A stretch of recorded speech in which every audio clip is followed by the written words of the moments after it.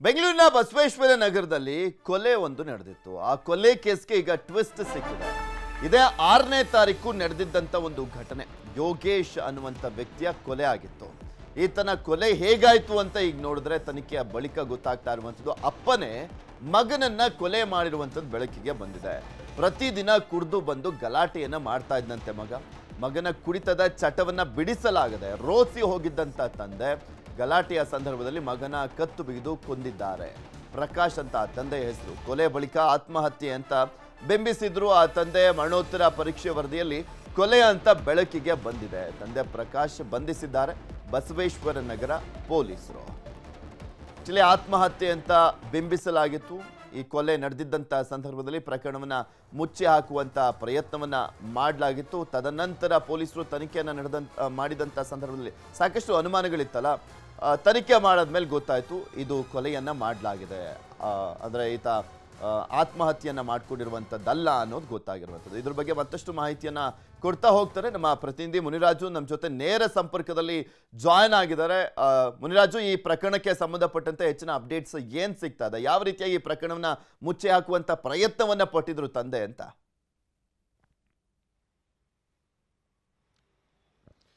ಪೃಥ್ವಿ, ಬಸವೇಶ್ವರ ನಗರದಲ್ಲಿ ಯುವಕನೊಬ್ಬ ಅನುಮಾನಾಸ್ಪದವಾಗಿ ನೇಣು ಬಿಗಿದ ರೀತಿಯಲ್ಲಿ ಸಾವನ್ನಪ್ಪಿರ್ತಾನೆ. ನಂತರ ಪೊಲೀಸರು ಆ ಒಂದು ಪ್ರಕರಣದ ಬಗ್ಗೆ ಎಫ್ಐಆರ್ ಅನ್ನ ದಾಖಲು ಮಾಡಿಕೊಂಡು ತನಿಖೆಯನ್ನ ಕೈಗೊಂಡಾಗ ಏನು ಮರಣೋತ್ತರ ಪರೀಕ್ಷೆಯಲ್ಲಿ ಆತನನ್ನ ಕೊಲೆ ಮಾಡಲಾಗಿದೆ ಅನ್ನೋ ಒಂದು ಮಾಹಿತಿ ಈಗ ಸಿಕ್ಕಿರುವಂತದ್ದು. ಏನು ಮಾರ್ಚ್ 6ನೇ ತಾರೀಕು ಏನು ಬಸವೇಶ್ವರ ನಗರದ ಮಂಜುನಾಥ ಪಾರ್ಕ್ ಬಳಿ ಯೋಗೇಶ್ ಎಂಬಾತ ಒಂದು ಸಾವನ್ನಪ್ಪಿರ್ತಾನೆ.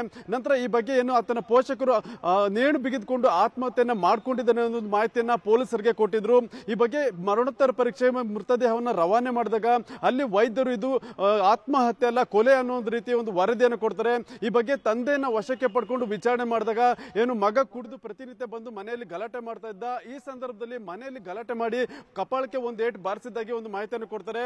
ನಂತರ ಆತ ಕುಸಿದು ಬಿದ್ದು ಅಲ್ಲೇ ಒಂದು ಉಸಿರುಗಟ್ಟಿ ಸಾವನ್ನಪ್ಪಿರುವಂತದ್ದು. ಈಗಾಗಲೇ ಈ ಬಗ್ಗೆ ಒಂದು ಪ್ರಕರಣವನ್ನು ದಾಖಲು ಮಾಡಿಕೊಂಡು ಏನು ಮಗನನ್ನೇ ಕೊಲೆ ಮಾಡಿದಂತ ತಂದೆ ಪ್ರಕಾಶ್ನನ್ನ ಈಗ ಪೊಲೀಸರು ಬಂಧನ ಮಾಡಿರುವಂತದ್ದು. ಏನು ಮಗ ಯೋಗೇಶ್ ಏನಿದ್ದಾನೆ ಈತ ಒಂದು ಖಾಸಗಿ ಕಾಲೇಜಿನಲ್ಲಿ ವ್ಯಾಸಂಗ ಮಾಡ್ತಾ ಇರ್ತಾನೆ. ಆದ್ರೆ ಪ್ರತಿನಿತ್ಯ ಕುಡಿದು ಮನೆಗೆ ಬರಬೇಕಾದ್ರೆ ಮನೆಯಲ್ಲಿ ಗಲಾಟೆ ಕೂಡ ಮಾಡ್ತಾ ಇದ್ದ. ಈ ಸಂಬಂಧಪಟ್ಟಂತೆ ತಂದೆ ಮಗನ ನಡುವೆ ನಿತ್ಯ ಜಗಳವೂ ಕೂಡ ಆಗ್ತಾ ಇತ್ತು. ಆದ್ರೆ 6ನೇ ತಾರೀಕು ಈ ಇಬ್ಬರ ನಡುವಿನ ಜಗಳ ಸ್ವಲ್ಪ ವಿಕೋಪಕ್ಕೆ ಹೋಗಿ ಈ ವೇಳೆ ತಂದೆ ಮಗನ ಮೇಲೆ ಕೈ ಮಾಡಿರುತ್ತದೆ. ಮತ್ತೆ ಇದೇ ಸಂದರ್ಭದಲ್ಲಿ ಕೋಪದಲ್ಲಿ ಉಸಿರುಗಟ್ಟಿಸಿ ಕೊಲೆ ಮಾಡಿರುವುದು ಕೂಡ ಈಗ ಬೆಳಕಿಗೆ ಬಂದಿರುತ್ತದೆ. ಮತ್ತೆ ಈಗಾಗಲೇ ಬಸವೇಶ್ವರ ನಗರ ಪೊಲೀಸ್ ಠಾಣೆಯಲ್ಲಿ ಈ ಬಗ್ಗೆ ಒಂದು ಪ್ರಕರಣ ಕೂಡ ದಾಖಲಾಗಿದ್ದು ಏನು ಆರೋಪಿ ತಂದೆಯನ್ನ ಈಗಾಗಲೇ ಬಂಧನ ಮಾಡಿದ್ದಾರೆ. ಮತ್ತೆ ಇದೇ ವೇಳೆ ಸ್ಥಳೀಯರು ಕೂಡ ಪೊಲೀಸರಿಗೆ ಕೆಲವು ಮಾಹಿತಿಗಳನ್ನು ಕೊಡ್ತಾರೆ.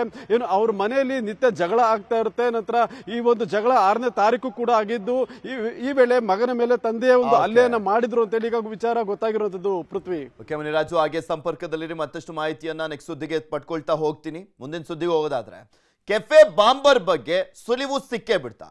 ಎನ್ಐಎ ಸಿಸಿಬಿ ಟೀಮ್ ಜಂಟಿ ಆಪರೇಷನ್. ಸಿಸಿಟಿವಿಯಲ್ಲಿ ಏನೆಲ್ಲ ಮಾಹಿತಿ ಸಂಗ್ರಹ? Cafe bomber secret.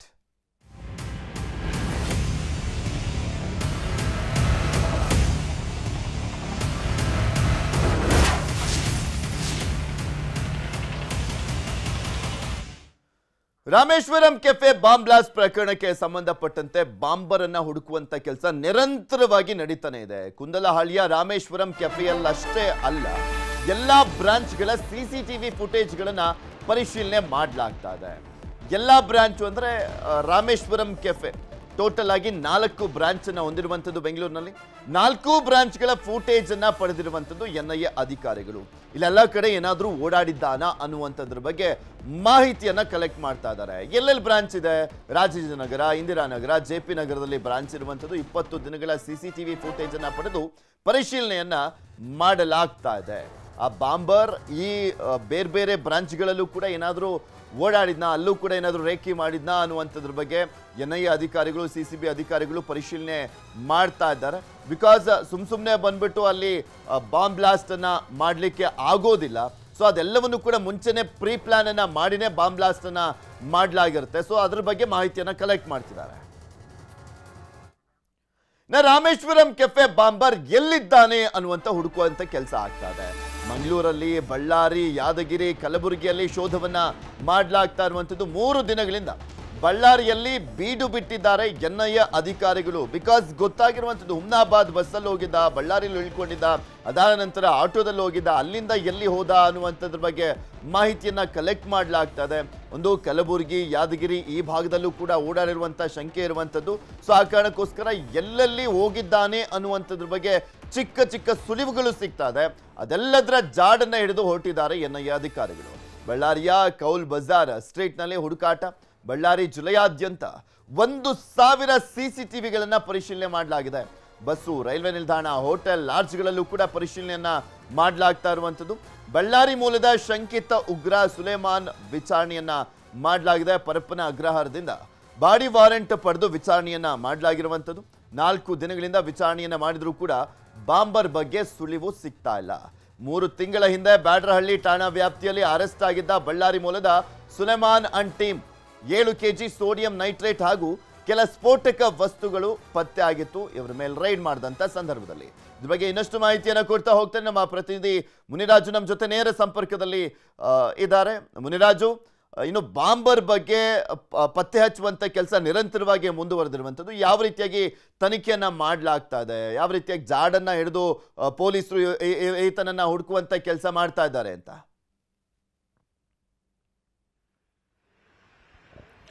ಪೃಥ್ವಿ, ಏನು ರಾಮೇಶ್ವರಂ ಕೆಪೆಯಲ್ಲಿ ಬಾಂಬ್ ಬ್ಲಾಸ್ಟ್ ಮಾಡಿದಂತ ಆ ಒಂದು ಬಾಂಬರ್ಗೋಸ್ಕರ ಎನ್ಐಎ ಅಧಿಕಾರಿಗಳು ತೀವ್ರ ಶೋಧವನ್ನ ಮಾಡ್ತಾ ಇದ್ದಾರೆ. ಏನು ಈವರೆಗೆ ಸಾಕಷ್ಟು ಸಿಸಿಟಿವಿ ಫುಟೇಜ್ಗಳನ್ನ, ಅಂದ್ರೆ ಸಾವಿರಾರು ಸಂಖ್ಯೆಯಲ್ಲಿ ಸಿಸಿಟಿವಿ ಫುಟೇಜ್ಗಳನ್ನ ಎನ್ಐಎ ಮತ್ತೆ ಸಿಸಿಬಿ ಪೊಲೀಸರು ಪರಿಶೀಲನೆ ಮಾಡಿರುತ್ತದೆ.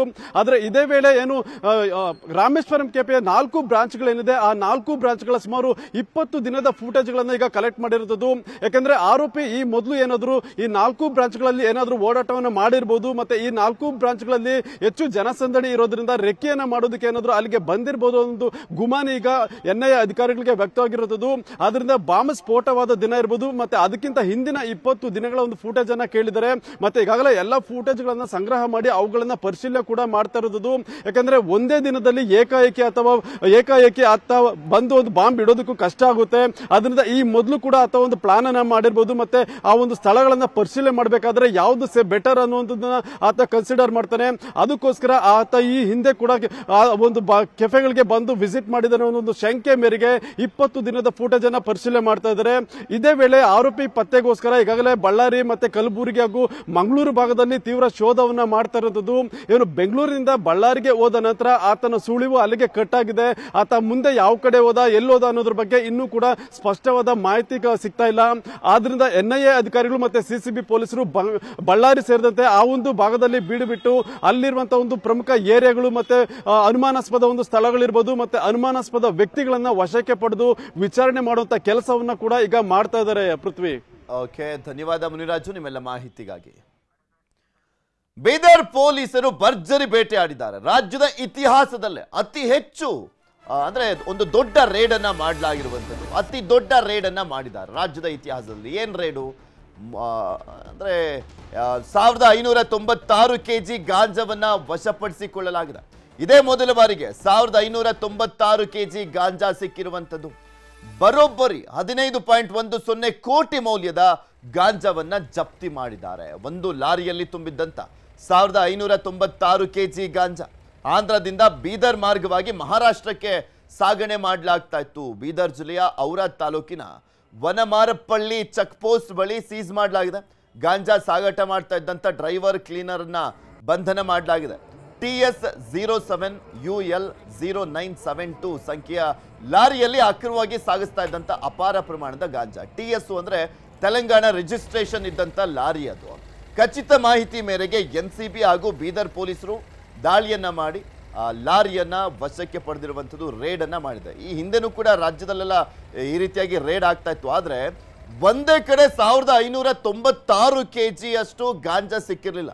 ಅದಕ್ಕೆ ಹೇಳಿದ್ದು ರಾಜ್ಯದ ಇತಿಹಾಸದಲ್ಲೇ ಅತಿ ದೊಡ್ಡ ರೇಡ್ ಅಂತ.